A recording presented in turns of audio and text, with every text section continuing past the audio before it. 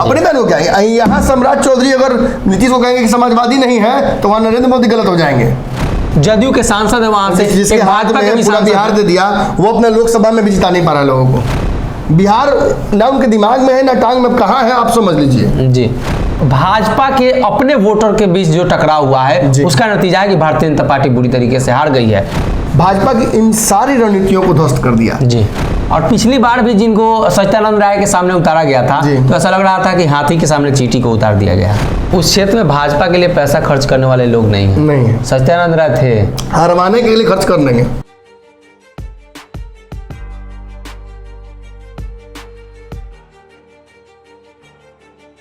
नमस्कार, पंचनामा देख रहे हैं आप, जहां हम करते हैं खबरों की चीरफाड़। हर रोज की तरह आज भी हमारे स्टेशन पर एक खबर है।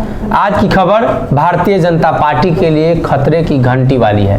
दरअसल भाजपा 35+ का टारगेट रख रही है, लेकिन बिहार के आधा दर्जन सीट ऐसे भी हैं जहां भाजपा जमानत तक नहीं बचा पाएगी।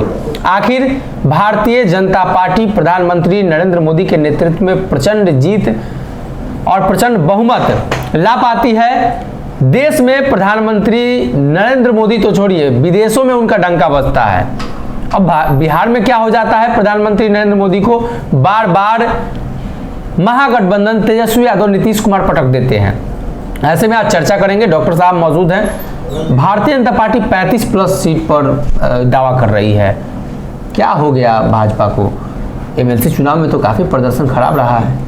हाँ देखिए, भाजपा ने 2 सीटें जरूर जीत ली हैं, लेकिन इतना जरूर आप समझ लीजिए कि पैटर्न दिखना शुरू हो गया है। आपने बहुत अच्छी खबर आज सुबह ही की और वो कहीं ना कहीं उस खबर से प्रभावित होकर हमें पंचनामा करना पड़ा है। छपरा और कोसी इलाकों में आपने एक बढ़िया विश्लेषण किया, इसमें आपने समझाया कि किस तरीके से वहाँ लगातार जनाधार समाप्त हो रहा है भाजपा का। और ये सब कुछ हो सकता है कि भाजपा के नए रणनीति की वजह से हुआ हो, ये सब कुछ नीतीश से अलग होने की वजह से हुआ हो, या फिर तेजस्वी और नीतीश के एक साथ आने की वजह से हुआ।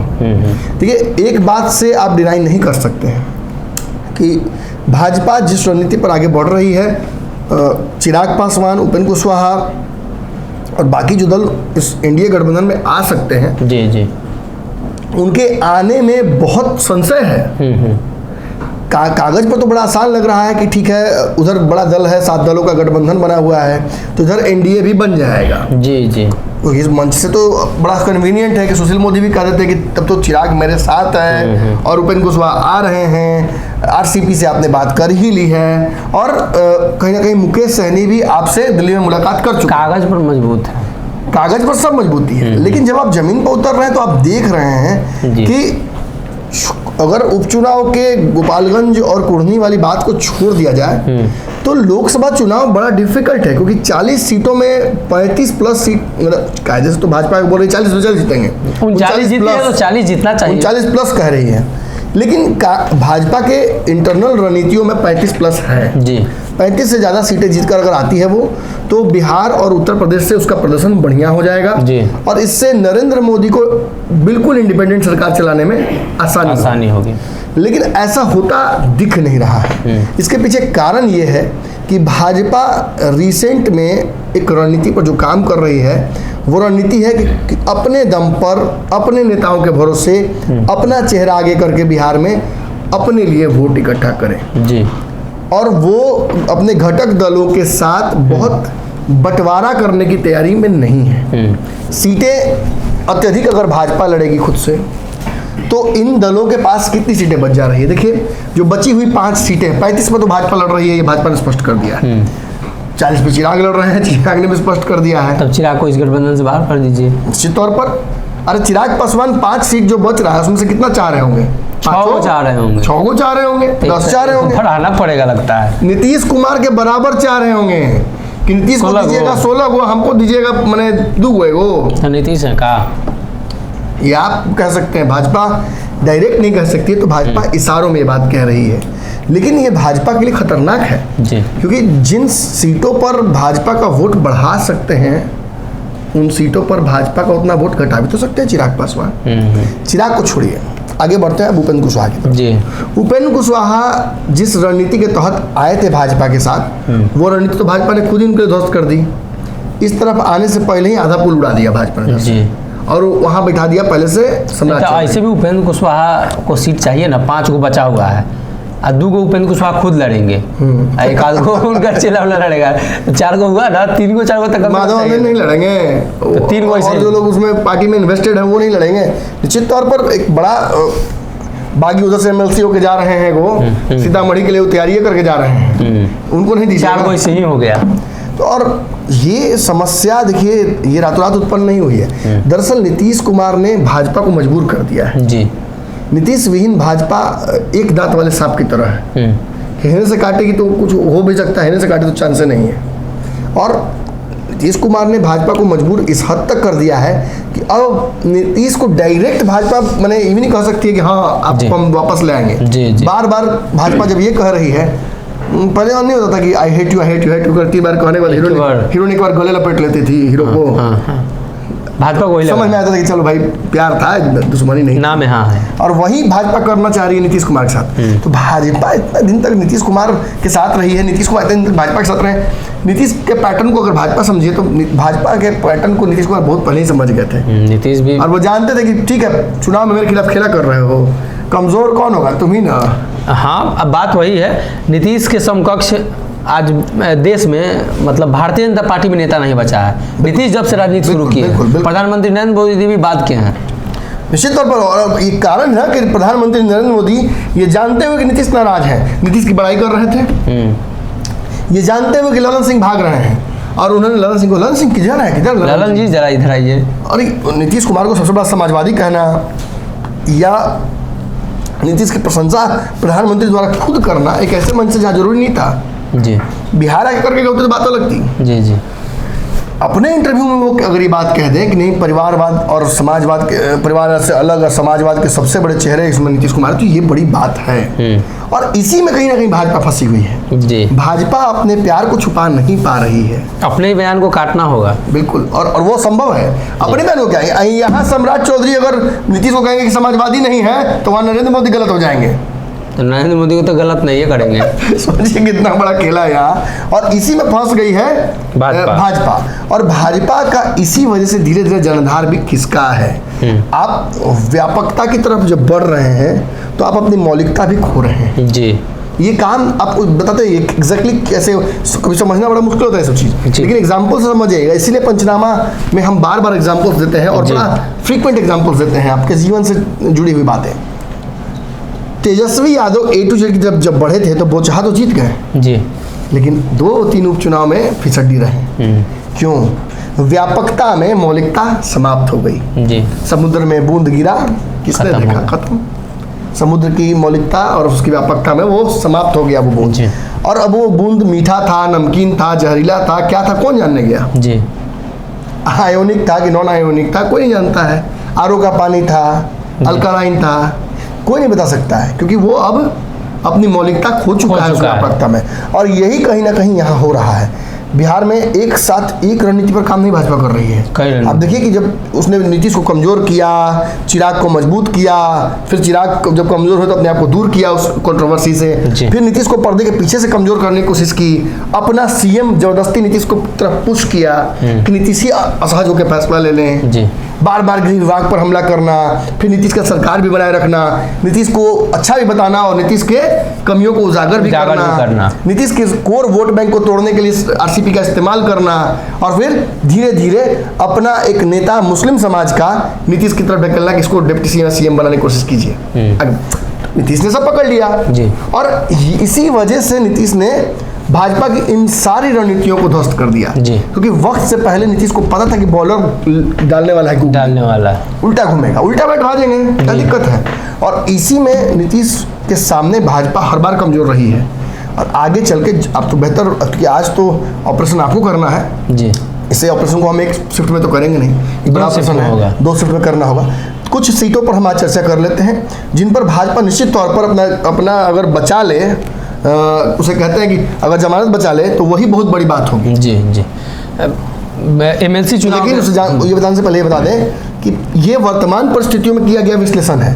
अब एक साल बाद देख के उसको मत कंफ्यूज हो जाइएगा, क्योंकि भाजपा इस दौरान इस खबर जब हम आपको बता रहे हैं तो भाजपा अपने रिवाइवल फेज में लग गई है। जी, जी। आज एमएलसी चुनाव के रिजल्ट के साथ साथ भाजपा इन कमियों को दूर करने में लग गई है और नेताओं की मीटिंग हुई है और कहा गया है जी। कि आप जाइए अपने क्षेत्र में मजबूत कीजिए अपना समीकरण। क्यों कमजोर हैं हम मिथिलांचल में, क्यों हम वहाँ जी। कमजोर पड़ रहे हैं, शहरी क्षेत्रों में ही भाजपा सिमट के क्यों रह जा रही है पूरे बिहार में। जी। जाइए और गांव में पहुंचाइए भाजपा को और उसको मजबूत कीजिए, और कहीं ना कहीं शुरुआत आप गाँव से ही कीजिएगा मुझे लगता है। जी, शुरुआत हम सारण से कर लेते हैं। जी। सारण में भारतीय जनता पार्टी 0 हो गई।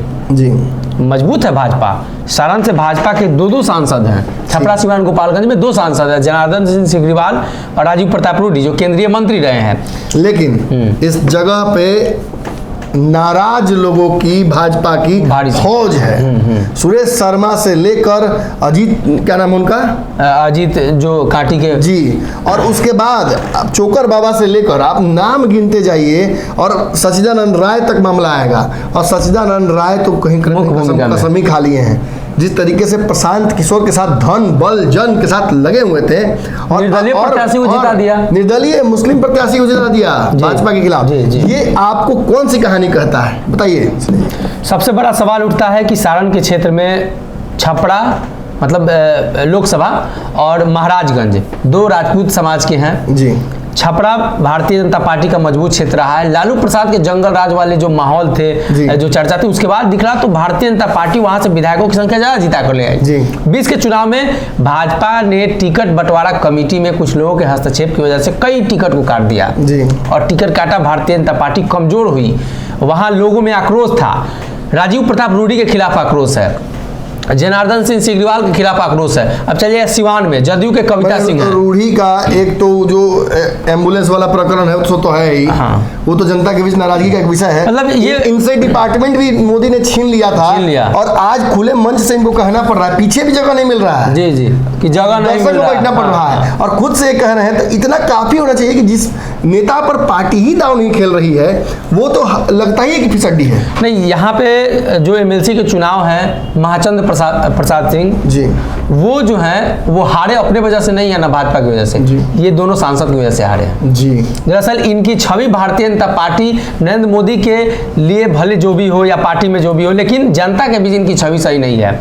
वो भूमिहार समाज से आते हैं और शिक्षक वाले में राजपूत समाज के लोगों को टिकट दिया गया था। दरअसल मामला यहाँ ये घटा, भूमिहार राजपूत का भी यहाँ बैलेंस बनाना भाजपा के लिए मुश्किल पड़ रहा है। इसलिए मुश्किल पड़ रहा है कि सचिदानंद राय लगातार वो राजपूत लॉबी के खिलाफ और अपने बेटे के लिए भी राजपूत लॉबी के खिलाफ एकदम है, संघर्ष करना पड़ रहा है और भाजपा साथ नहीं दे रही है। शत्रुघ्न तिवारी उर्फ चोकर बाबा भी लगातार माहौल बना रहे हैं राजपूत लॉबी के खिलाफ, इसलिए कि राजीव प्रताप रूडी का अहम योगदान था उनका टिकट कटवाने में। जदयू के प्रत्याशी को उठाकर भाजपा से उन्होंने टिकट दिलवा दिया था। और उसके बाद अगर बात करें तो महाराजगंज के सांसद पर यह आरोप लगा कि सचिदानंद राय का उन्होंने टिकट कटवा दिया एमएलसी चुनाव में। अब तो वहां पे भूमिहार महाराजगंज में भूमिहारों की संख्या अच्छी खासी है, छपरा में राजपूतों की संख्या अच्छी खासी है। उधर सिवान में बढ़ते हैं, सिवान में जनता दल यूनाइटेड का प्रभुत्व है, जदयू के कविता सिंह है। हालांकि भगवा गमछा लगातार लगाते हैं तो चर्चा होती है कि वो राजद में भाजपा में भाग जाएंगे, अब बयान भी देते हैं। उसके बाद बढ़िए गोपालगंज में, तो गोपालगंज में जदयू के सांसद हैं, वहां भी चंपारण में जाइए जान लीजिए, टूना पांडे बागी हैं। टूना पांडे भाई कहीं ना कहीं राजद का ब्राह्मण वोट नाराज हो गया, और टूना पांडे घूम कर ब्राह्मणों को खिलाफ कर रहे हैं भाजपा के, तो इसका भी नुकसान नहीं। भाजपा ने टिकट बंटवारे में और पिछली बार ओम प्रकाश जो थे यहाँ वहां से ओम प्रकाश यादव जी, उनका टिकट काट दिया था भाजपा ने, और उन्हें बागी होने से भी भाजपा ने रोक दिया था। मतलब वहां की राजनीति उथल पुथल हो चुकी है। और सबसे अहम सवाल है कि टिकट बंटवारे में इस बार जिनको टिकट दिया गया था शिक्षक में, और पिछली बार भी जिनको सचिदानंद राय के सामने उतारा गया था, तो ऐसा लग रहा था कि हाथी के सामने चींटी को उतार दिया गया। और इस बार भी ऐसी स्थिति है। कोसी में चलिए, संजीव सिंह जीत गए हैं। आपको पता है कि भाजपा के प्रत्याशी को कितना वोट आया है? मुखिया का भी वोट इससे ज्यादा होता है। दूसरे नंबर 3 नंबर पर नहीं है ना। देख लीजिए, संजीव सिंह भारी मत से जीत गए हैं, 8692 मत प्राप्त हुए हैं एक तरफा। हाँ, तो जीत के लिए तय कोटा 6734 से करीब 2000 अधिक है। वहीं निर्दलीय प्रत्याशी योगेंद्र महतो 2100 मत प्राप्त कर चुके हैं। अब भाजपा के प्रत्याशी रंजन कुमार 599 मत, ये पैसा लेके भाजपा लोग टिकट दे रहा है का? मतलब है 599 को मुखिया में वोट नहीं आता है, उससे ज्यादा आ जाता है। यहाँ एक रणनीति है, इसे समझना होगा। देखिए भाजपा के लोग, भाजपा एक बड़ी गलती तो कर ही रही है कि इतना ना इंटरनल गुटबाजी है कि इसकी वजह से टिकट को लेकर फैसला अंतिम समय तक होता है। जातीय गुटबाजी बाकी दलों को छोड़ दिए, भाजपा के अंदर इतना है कि बहुत ज्यादा अगर है। प्रधानमंत्री नरेंद्र मोदी और भाजपा का जो शीर्ष नेतृत्व न हो दिल्ली में, तब बिहार भाजपा कई पार्ट में बिखर जाएगा। उसका इक्विटी बांट के और अडानी सब अपना ले लेगा, अडानी अंबानी हो जाएगा सब। देखिए कहीं ना कहीं भाजपा इस बात से भी जूझ रही है कि फैसले समय पर नहीं हो पा रहे। इसका कारण है कि इस कान में अगर ये नेता इस क्षेत्र का ये कहता है तो उस कान में दूसरा नेता। अब देखिए पिछली बार लोग विधानसभा के चुनाव में राजीव प्रताप रूडी रूस गए, बोले कि हम इस्तीफा दे देंगे अगर चोकर बाबू को टिकट मिल गया तो। अब की बार सत्यानंद राय के लिए जनार्दन सिंह सिग्रीवाल रुस गए, नरेंद्र मोदी से बोले कि हम भी इस्तीफा देंगे अगर इसको टिकट मिल गया। तो ऐसे पार्टी चलती थोड़ी है। कोई नहीं चाह रहा है कि कोई नेता आगे बढ़े, लोकप्रिय बढ़े, खास तौर पर वैसे नेता, वैसे एमपी जो एक टांग दिल्ली में रखते हैं और दूसरा मुंबई में, बिहार में नहीं जी।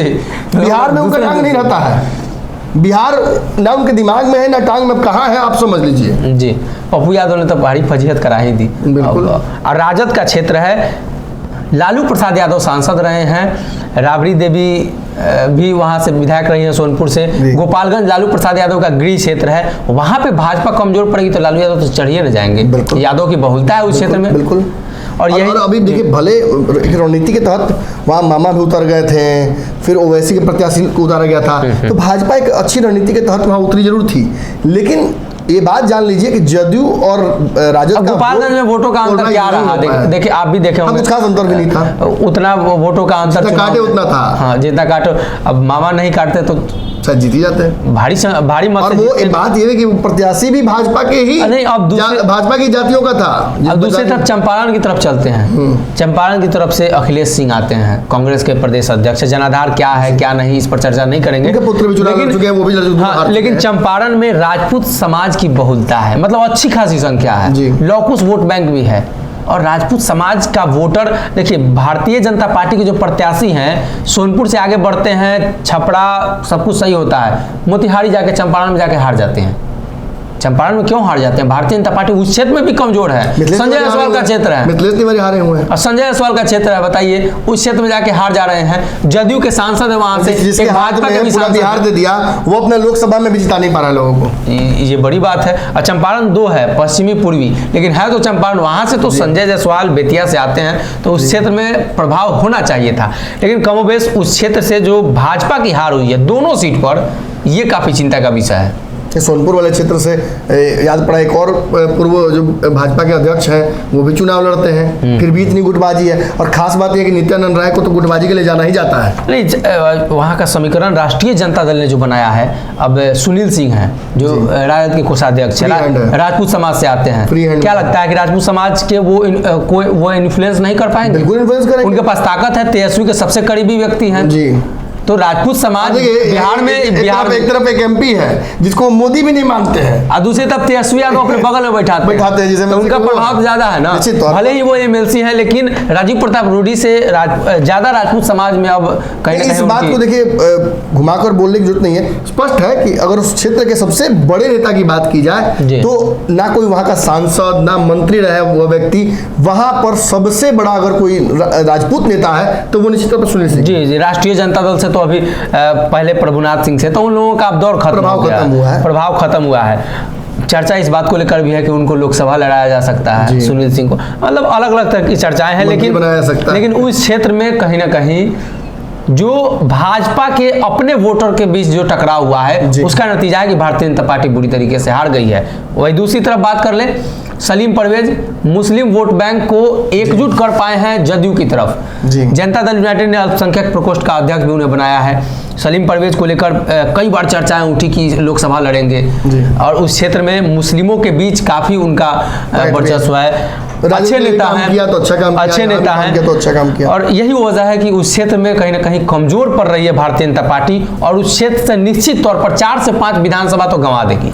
क्या हमारी लिस्ट में और भी नाम है? आज अगले लिस्ट की अब चलिए अगले लिस्ट का इंतजार आप लोग कीजिए। ये चर्चा बड़ी है। भाजपा अपने कहीं ना कहीं रणनीतियों के विफल होने से, अपने एक्सपेरिमेंटल दौर से गुजरने की वजह से भी कमज़ोर हुई है, और बहुत मुश्किल नहीं है इस फिर से भाजपा को निकल अरे और पाना। एक और बात इसमें हम ऐड करना चाहेंगे, उस क्षेत्र में भाजपा के लिए पैसा खर्च करने वाले लोग नहीं हैं। नहीं है। सत्यानंद राय थे, हरवाने के लिए खर्च कर लेंगे, जिताने के लिए खर्च करने हाँ, वाले हैं, ये सही है। सत्यानंद राय थे, जिताने के लिए भी खर्च करते थे और भाजपा को हरवाने के लिए भी खर्च कर रहे करते हैं। तो ये भारी पड़ सकता है भारतीय जनता पार्टी। भले उनका जनाधार क्या है क्या नहीं है, लेकिन उन्होंने जीत दर्ज की है ना, जी। खुद एमएलसी निर्दलीय जीते और इस बार जिनको बिल्कुल, समर्थन बिल्कुल। किया, ये बड़ा तमाचा है भाजपा के भारतीय चेहरे पर जनता कि पार्टी एक के लिए। निर्दलीय व्यक्ति आपके पार्टी आप टिकट नहीं देते हैं और वो जीत के आ जाते हैं। कहीं सुमित सिंह वाला हाल हो गया, दूसरे जी, टिकट जी। नहीं दिया लेकिन जीत के आए तो आखिर जदयू में चले गए। तो ये बोल दिए हैं कि भाजपा में नहीं जाएंगे। इनका सेटिंग चल राजद रहा इनको है। लगातार ऑफर कर रही है, लेकिन अब देखिए ललन सिंह से भी मुलाकात हो अपने रही पुत्र है। के लिए हो सकता है कि टिकट कहीं से जुगाड़ कर ले, आसान है इनके लिए। वही बात मैं कहने जा रहा था कि कहीं ना कहीं भाजपा के लिए यहाँ से रिवाइव कर पाना बहुत मुश्किल नहीं है जी। क्योंकि भाजपा में जो इंटरनल गुटबाजी है उसे नरेंद्र मोदी और अमित शाह भी समझते हैं। अब देखिए नया अध्यक्ष चुना गया सम्राट चौधरी को, कायदे से किसी ने फेसबुक ट्विटर या कहीं सामने आकर नहीं बोला जी। है, लेकिन एक बहुत बड़ा गुट काम कर रहा है, 4 अलग अलग गुटों में डिवाइडेड होकर 4 अलग अलग दल भाजपा के अंदर ही काम कर रहे हैं सम्राट चौधरी को कमजोर करने में।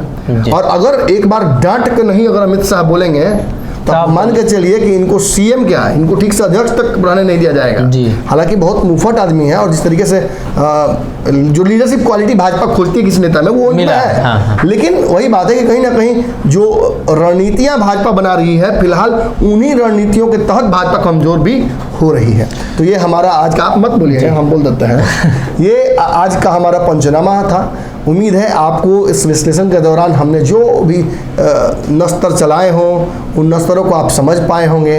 देखिए ऑपरेशन तो बड़ा है क्योंकि आज ही सारा ऑपरेशन तो करेंगे नहीं हम लोग, फिर एनेस्थीसिया लगाएंगे, फिर एक बार लिटाएंगे पेशेंट को और फिर से स्टेथोस्कोप लगा के उसका हार्ट बीट चेक करेंगे। और ये जो आज का पंचनामा है इसकी अगली किस्त का इंतज़ार बिल्कुल कीजिए आप। धन्यवाद।